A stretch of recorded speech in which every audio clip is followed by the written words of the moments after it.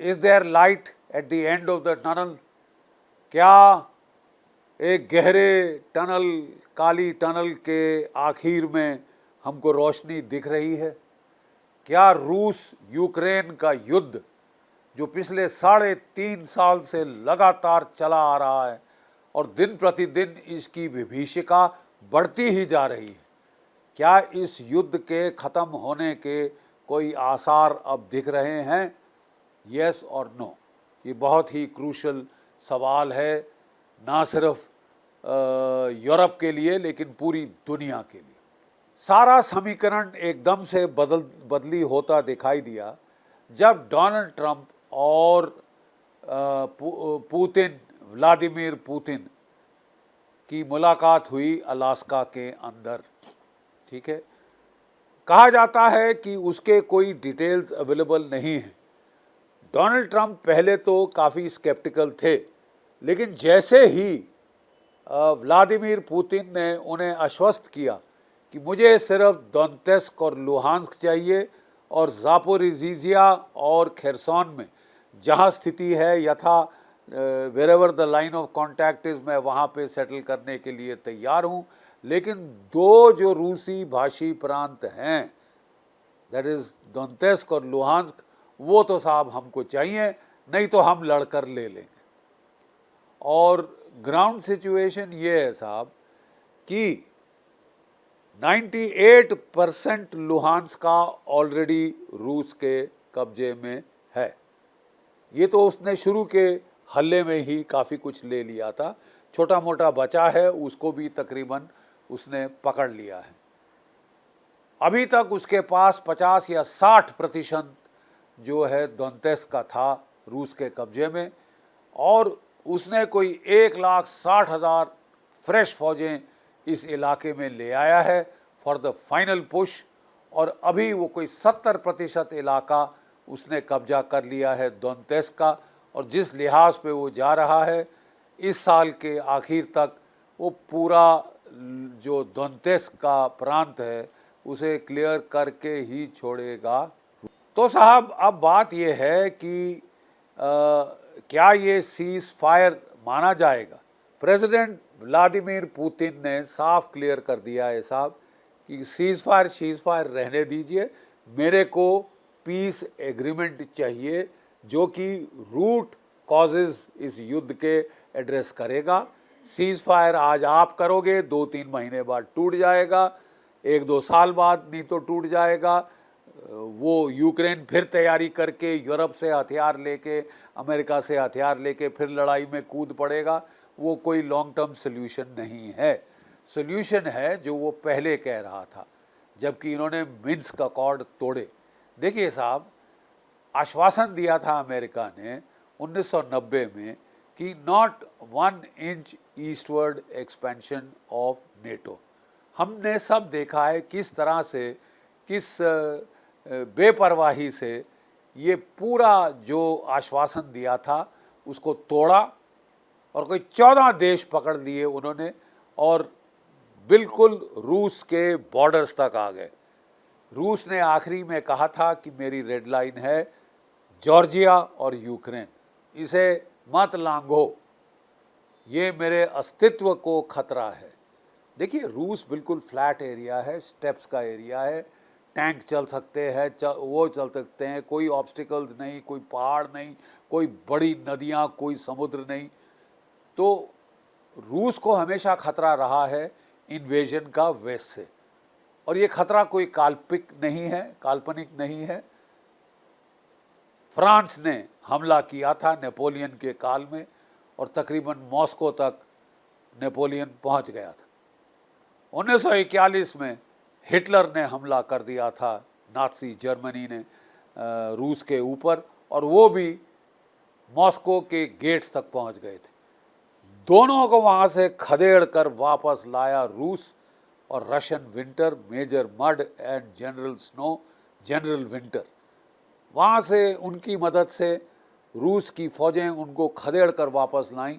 25 million Russians शहीद हो गए थे वर्ल्ड वॉर 2 में। ज़्यादा जो ब्लड लेटिंग हुई थी वो वहाँ पे हुई थी।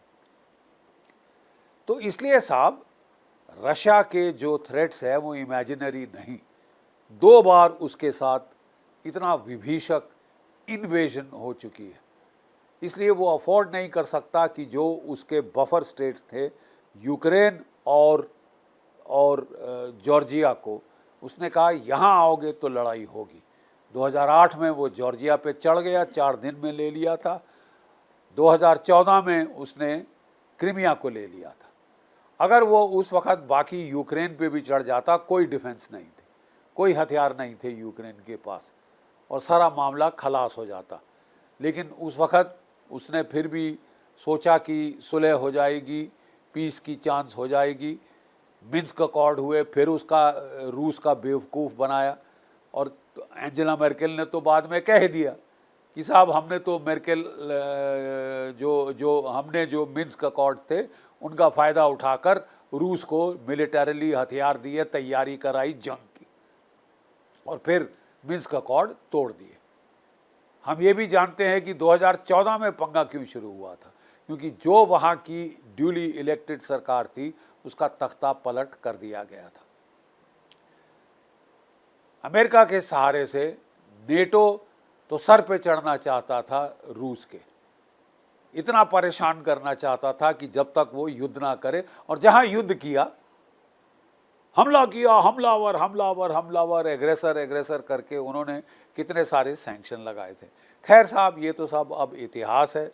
2022 में ही 2-3 महीने लड़ाई के बाद मार्च अप्रैल में फिर एक टॉक्स हुई थी, पहले बेलारूस में, तुर्की में, जहां तकरीबन चीज़ सॉल्व हो गई थी। यूरोप ने घोड़े पे चढ़ के मना कर दिया कि नहीं करोगे, आखिरी यूक्रेनियन जब तक मारा नहीं जाता हम ये लड़ाई बंद होने नहीं देंगे। और साहब, अब वो आखिरी यूक्रेनियन के मारे जाने का टाइम आ चुका है। यूक्रेन की हालत खस्ता, यूक्रेन के पास मैन पावर खलास हो गई, छोटे छोटे लड़के और बुढ़े वो ला के अपनी पलटनों में भर रहा है। ठीक है साहब, कब तक लड़ सकता है? मैं नहीं समझता ज़्यादा देर वो लड़ पाएगा, उसकी भी कमर टूट चुकी है। लेकिन उसको उकसाने वाले आखिरी यूक्रेनियन तक लड़ाई करना चाहते हैं। यूरोप के लिए तो फिर भी ठीक है, उनका तो कोई नहीं मर रहा, कुछ उनके भाड़े के सैनिक वही मारे जा रहे हैं, लेकिन यूरोप का कोई नहीं मर रहा। यूक्रेन को तो सोचना चाहिए, ज़ेलेंस्की को तो सोचना चाहिए कि उसके लोगों का क्या हाल हो गया है। नाज़ी जुनून के चलते उसने ये युद्ध चालू कराया। वो बड़ा दादा बन के घूम रहा था दुनिया के सामने कि मेरे को हथियार दो, मैं लड़ूंगा, मेरे लोग मर जाएं तो कोई फ़र्क नहीं पड़ता, मुझे मरने दो, हम बड़े बहादुर लोग हैं। हाँ, तो ये साहब लोग बहादुर हैं, इसमें कोई शक नहीं, लड़े बहुत अच्छा है, but is that the reason कि आप अपने लोगों को मरवाएं? अब शांति का चांस मिला है। प्रेसिडेंट पुतिन ने बहुत खुली प्लेन टॉकिंग करी है कि साहब ये मंजूर है, ये नहीं मंजूर, टेक इट और लीव इट। डोनाल्ड ट्रंप साहब, सबको याद है कि उन्होंने इलेक्शन के दौरान कहा था कि मैं जिस दिन राष्ट्रपति बनूंगा 24 घंटे के अंदर मैं सीज फायर करा दूंगा। फिर उनको पता चला कि ये युद्ध कितना पेचीदा है, ये मुद्दे कितने पेचीदे हैं, और काफ़ी जो है बीच में वो कहने लगे ठीक है लड़ लेने दो, जब झग बैठ जाएगी तब बात करेंगे। और फिर उनको लोगों ने, देखिए बात अब ऐसी है कि अमेरिका और यूरोप ने ये लड़ाई शुरू करवाई, वो नहीं चाहते कि दुनिया के सामने उनकी कन्नी कटे और वो पिटते हुए दिखाई दे कि वो पिट गए हैं, ये दुनिया को विदित हो जाए। ठीक है, तो वो क्या चाहते थे कि सीज फायर करा दो, freeze the conflict in perpetuity. जिस तरह की कोरिया का युद्ध, नॉर्थ और साउथ कोरिया का युद्ध 17th पैरेलल के लाइन पे फ्रीज कर दिया गया है इन परपेचुइटी, स्टेलमेट हो गया, कोई ना जीता ना कोई हारा, ये ड्रामा वो करना चाहते थे। रूस ने कहा साहब मैंने भी अपने 5 लाख लोग मेरे शहीद हुए हैं, इसलिए नहीं मैंने लड़ाई की कि मैं एक सीज फायर कर लूँ, वो भी डोनाल्ड ट्रंप के इशारे पे। जो मेरे मिनिमम एम्स एंड ऑब्जेक्टिव हैं इस स्पेशल मिलिट्री ऑपरेशन के, लिमिटेड ऑपरेशन के मैं हासिल करके छोड़ूंगा। मैं जो है आपको मैं हासिल करके छोड़ूंगा। मैं जो है वो दोनेत्स्क और लुहांस्क जो कि रूसी भाषी इलाके हैं वो लेके छोड़ूंगा। जो कि लैंड कॉरिडोर टू क्रीमिया है ऑलरेडी मैंने सिक्योर कर ली है। या तो आप अपने आप दे दो, लड़ाई ख़त्म हो जाएगी। ये जो ब्लड लेटिंग हो रही है ये ख़त्म हो जाएगी and we will have come to a basic conclusion जिसमें लड़ाई का जो मुद्दा है, मूल मुद्दा, वो एड्रेस हो चुका होगा। आप प्रताड़ित कर रहे थे रूसी भाषी लोगों को जो नाज़ी विचारधारा के यूक्रेनियन थे, जिन्हें जर्मन फौजों के साथ मिलके अपने ही देश के खिलाफ उस वक़्त युद्ध किया था, रशिया के खिलाफ। वो भी तब रशिया का हिस्सा थे, गद्दारी करी थी। उनको फिर इस्तेमाल किया नेटो ने और अमेरिका ने ये रूस के खिलाफ लड़ने के लिए। सब जानते हैं किस तरह अलग देश हुआ और किस तरह युद्ध की हालत आ गई। सो अब आगे क्या होने वाला है? एक बहुत ही अजूबा कॉन्फ्रेंस होने जा रही है वाशिंगटन में, वाइट हाउस में। पहले डोनाल्ड ट्रंप और ज़ेलेंस्की अकेले मिलेंगे। ज़ेलेंस्की फिर हेकड़ी दिखा रहे हैं कि मैं तो लड़ना चाहता हूँ साहब, मेरे को तो शौक़ है लड़ाई का, मैं तो लड़ना बंद नहीं करूँगा, इत्यादि इत्यादि। मेरे ख्याल अब समय आ गया है कि डोनाल्ड ट्रंप का भी पेशेंस वेयर थिन हो चुका है। अगर तुम लड़ना चाहते हो तो लड़ो मरो, मैं अपना हाथ पीछे खींच लूँगा। देखता हूँ कितनी देर यूरोप आपको सपोर्ट कर पाएगा अकेले। ठीक है साहब। ये सुनकर यूरोप की भी होश आवाज़ खिसक गए। वो अमेरिका के कंधे से बंदूक चला रहे हैं। वो अभी तक वो कहते हैं रस्सी जल गई ऐंठ नहीं गई। अभी तक जो कॉलोनियल माइंडसेट है कि हम तो दुनिया पे राज करते हैं, जबकि राज तो जाए भाड़ में। आप सीमित हो चुके हैं अपने अपने देशों तक, यूरोपियन यूनियन तक। लेकिन जैसे बोला रस्सी जल गई ऐंठ नहीं गई, अभी भी वो ऐसी एक्टिंग कर रहे हैं जैसे कि वो वर्ल्ड पावर है। अगर वो वर्ल्ड पावर हैं तो वो अमेरिका के बूते पर, अमेरिका की बैकिंग से। और डोनाल्ड ट्रंप अब किसी मूड में नहीं है, क्योंकि ये बैकिंग दे देकर अमेरिका की इकोनॉमी की हालत खस्ता हो गई। और अब वो नहीं चाहता कि 27 ट्रिलियन डॉलर का डेट है अमेरिका की इकोनॉमी पे। वो किसी न किसी तरह से अमेरिका की इकोनॉमी को रिस्टोर करने की कोशिश में लगा हुआ, इसलिए वो बेफालतू लड़ाइयाँ बंद कर रहा है। जब डोनाल्ड ट्रंप आया था उसका ग्रैंड स्ट्रेटेजिक डिज़ाइन था कि मैं सब युद्ध बंद करूँगा ताकि मुझे 4-5 साल मिलें रिकन्स्ट्रक्शन के, जिसमें मैं अमेरिकन इकोनॉमी को दोबारा जिंदा करूँगा, दोबारा जिलाऊँगा, जिसमें अमेरिकन फ़ौजों का जो भी खर्चा हुआ है, ammunition, missiles, anti ballistic missile वगैरह वगैरह, सरफेस टू एयर मिज़ाइल, जो स्टॉक उनके खलास हो गए। रशिया यूक्रेन की लड़ाई को सपोर्ट करते और मिडल ईस्ट की लड़ाई को सपोर्ट करते। ठीक है, उनको मैं मेकअप करना चाहता हूँ। अगर चीन से लड़ना है तो मुझे भारी तैयारी करनी होगी। और तीसरा, वो डीप स्टेट को आड़े हाथ लेना चाहते थे।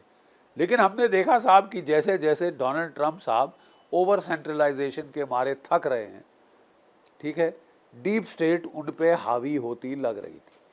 डीप स्टेट चाहती थी कि रूस से लड़ाई कभी ख़त्म ना हो, क्योंकि रूस की इकोनॉमी को तबाह करने का उनको ये एक बड़ा अच्छा तरीका दिखाई दे रहा था। रूस की इकोनॉमी तो तबाह नहीं हुई साहब, वो तो 4.5% GDP तक पहुंच गए। तबाह हुई इकोनॉमी तो वो हुई यूरोप की। उनकी एनर्जी लिंकेजेस नेचुरल रूस के साथ थे। जो बाइडेन साहब ने तो बम लगाकर नॉर्थ स्ट्रीम पाइपलाइन ही उड़ा दी, ना बजेगा बांस ना बजेगी बांसुरी। वो चाहते थे कि यूरोप रूस से गैस ना खरीदे, तेल ना खरीदे, अमेरिका से खरीदे 5 गुना दामों पर। यूरोप की इकोनॉमी तो तबाह हो जानी थी और अमेरिका की इकोनॉमी बल्ले बल्ले हो जाना था। तो साहब अब वो इस स्थिति पे आ गए हैं। द ग्रेटेस्ट सफरर्स, सबसे ज़्यादा नुकसान यूरोप के मुल्कों का हुआ है, जर्मनी का, फ्रांस का, ब्रिटेन का, इटली शिटली, इन सब की इकोनॉमीज का भट्टा बैठ गया है ये लड़ाई लड़ते लड़ते। और ये लड़ाई वो जानते हैं वो अमेरिका के बगैर जीत नहीं सकते। इसलिए यूरोप ने भी फैसला लिया था कि लड़ाई को साहब 6-8 महीने और खींचो, शायद रूस की इकोनॉमी तबाह हो जाए। भारत और चीन पे दबाव डालो कि वो तेल खरीदना बंद करें, ये रूस की इकोनॉमी का भट्टा बैठ जाएगा। उसके कुछ अंजाम भी होंगे साहब, थर्ड वर्ल्ड वॉर अंजाम हो सकता है। आप समझते हैं कि लोग चुपचाप से तबाह हो जाएंगे और आप ताली बजाएंगे? मैं नहीं समझता ऐसा होगा। ये यूरोप के देशों की कि हम औरों को लड़ाएंगे और तमाशा देखेंगे, ये आई थिंक काफ़ी देर तक चल चुका। इट इज़ वेरी ट्रैजिक, बहुत अनफेयर यूक्रेन के लोगों के लिए, और सबसे पहले यूक्रेन की जो लीडरशिप है उसको इसके बारे में सोचना होगा। कब तक अपने लोगों को मराते जाओगे, काल के ग्रास के मुंह में धकेलते जाओगे? वो भी थक गए, वो भी इस लड़ाई का एंड चाहते हैं। तो ये नाटक करना कि नहीं साहब मैं तो अगले 100 साल लड़ता रहूँगा। ज़ेलेंस्की तो लड़ने को तैयार हैं 100 साल, क्योंकि उनका बड़ा अच्छा बंकर है। जो उनके लोग मारे जा रहे हैं, आई डोंट थिंक वो बहुत एग्रीमेंट में हैं इस फिलॉसफी के साथ। हाँ, अगर कई राजधानी पे हमला हो रहा होता, प्रॉपर यूक्रेन पे हमला हो रहा होता, तो शायद वो लड़ने को तैयार हो जाते। लेकिन जहाँ दोनेत्स्क को, ये रूसी भाषी इलाकों का सवाल है जो कभी उनके थे ही नहीं, ठीक है, तो उनके लिए लड़के मरने को वो तैयार नहीं है। पीछे बहुत ज़ेलेंस्की को फूंक दे के लड़ाया गया था, सर पे चढ़ा दिया गया था, अब धीरे धीरे झग बैठ रही है। तो जो वॉशिंगटन में वार्ता होती है उससे क्या आउटकम नज़र आता दिख रहा है? पहले तो डोनाल्ड ट्रंप ज़ेलेंस्की को आड़े हाथ लेंगे।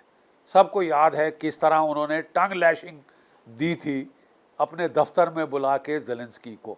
तू मैं मुक्केबाजी का हमको तो लग रहा था कि जिस दर्जे पे वो दर्जे हरारत बढ़ रही थी, वो बहुत ज़्यादा जलील किया था ज़ेलेंस्की को। लेकिन ज़ेलेंस्की को भी आटे दाल का भाव समझ आ गया। उसके बाद लड़ाया तुमको अमेरिका ने है, हथियार तुमको अमेरिका दे रहा है, और तुम अब अमेरिका को आंखें दिखा रहे हो। ये मुंह मसूर की दाल, ठीक है साहब, थोड़ा टाइम लगा लेकिन आटे दाल का भाव समझ आ गया है। मैं नहीं समझता अब वो नाटक कर रही थी कि मैं 1 इंच अपनी सरजमीन नहीं दूंगा। अच्छे शब्द हैं, शब्दावली अच्छी है, क्या ग्राउंड पे आप कर सकते हैं? कितनी देर लड़ना, कितने और लोग मराना चाहते हो कमीनों की तरह? वो तो बोलते हैं ना, नीरो सैंग वाइल रोम बर्न्ड, यानी जब रोम जल रहा था वहाँ का राजा नीरो अपनी सितार लेके अग्नि देवता को बखान कर रहा था, गाने गा रहा था उसकी तारीफ में। नीरो जैसा हाल नहीं हो जाए ज़ेलेंस्की का, इसलिए पहले डोनाल्ड ट्रंप ने उसको बुलाया है अकेले, नहीं तो वो ग्रैंड स्टैंडिंग करता है, वो भीड़ के सामने दादा बनने की कोशिश करता है, और खुद का नुकसान होता है, देश का नुकसान होता है, उसे कोई फ़र्क नहीं। वानर सेना ये एक नई आ गई है जो नाटकीय है, बड़ा नाटकीय बंदा है, कॉमेडियन था, वही चीज़ करे जा रहा।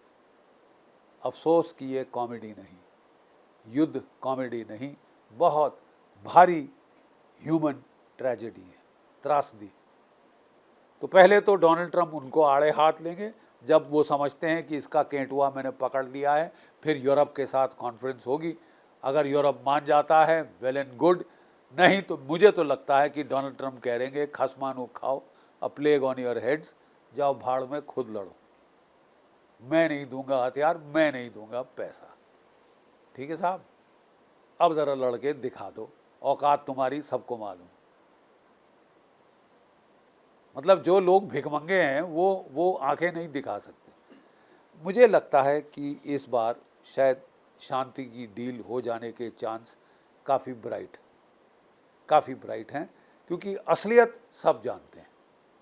तो इसलिए पूरी जो मजलिस है यूरोप की भजन मंडली, वो वहाँ जा रही है। उर्सुला वॉन डर्स उनकी जो हैं, उनको टॉप पे लेकर कई स्ट्रामर और मैक्रों और जॉर्जिया मेलोनी और जर्मनी के चांसलर वगैरह, ये सब लोग जो मेन लीडर्स हैं यूरोप के, वो वहाँ आ रहे हैं।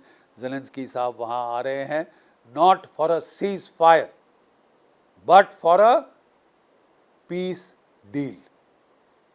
एंड आई डू थिंक, मैं सहमत हूँ व्लादिमीर पुतिन साहब से कि साहब सीज फायर तो 2 महीने चलेगा, मैक्सिमम साल चल जाएगा, 2 साल, फिर युद्ध शुरू होने का ये नुस्खा है। ठीक है, अगर आप शांति चाहते हैं तो एड्रेस द रूट कॉजेज, तब जाके शांति आएगी। रूट कॉजेज दोनेत्स्क, लुहांस्क, 4 जो ये प्रांत हैं, ठीक है, और आपको एश्योरेंस देना होगा कि जो यूक्रेन है कभी नेटो में मेंबर नहीं बनाया जाएगा। यूक्रेन कह रहा है मुझे भी सिक्योरिटी गारंटी चाहिए, किसी को देनी होगी, तो अब देखते हैं किस टर्म में दी जाती है, कुछ ना कुछ लीपापोती की जाएगी। डोनाल्ड ट्रंप कह रहे हैं कि हाँ टेरिटरीज़ का एक्सचेंज होना चाहिए। जो रूस ने इलाका पकड़ा है,